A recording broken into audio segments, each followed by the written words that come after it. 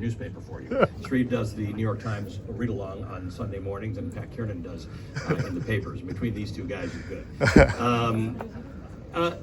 So young journalists need to hear a few hard truths these days. One is, if you're interested in being a celebrity, choose something else. If you're interested in fortune, choose something else. If you're of Indian descent, make sure you're ready for the argument you're going to have with your parents, as I had with mine. They were quite puzzled as to why I couldn't just be a lawyer or a doctor.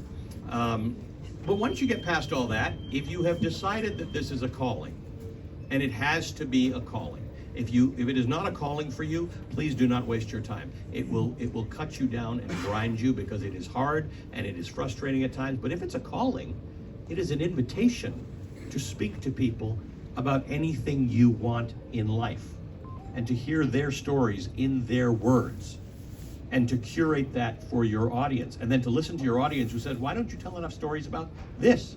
And to be able to say, you're right, I should.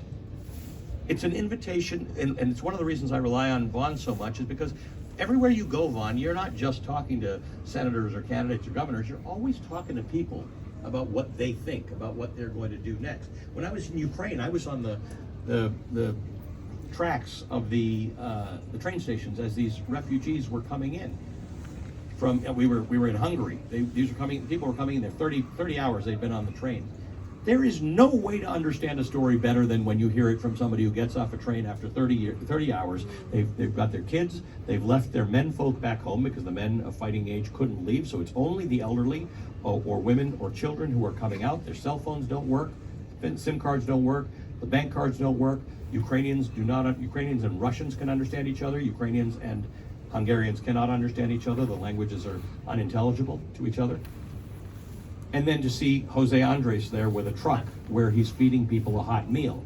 And I used to think to myself, Jose and I see each other all over the world, and I used to think, how you solving this, man? You're giving people one meal. They've got their whole life is wrecked, and you're giving them a meal. But that meal is the first break they've had in 30 hours to feed their kids, to get something hot in their stomach, to think about the future. You can't capture these stories if you're not there. So to be a journalist is to be in the story. It is to really understand that your responsibility is to bear witness. I write a lot about it in the book. I write about an issue, an example of Webb Walker, who is a reporter who is portrayed by Martin Sheen in the movie Gandhi. Have any of you seen the movie Gandhi? There's this one scene, it's the Darasan Assault Works, and Gandhi and his supporters are walking to the beach. The police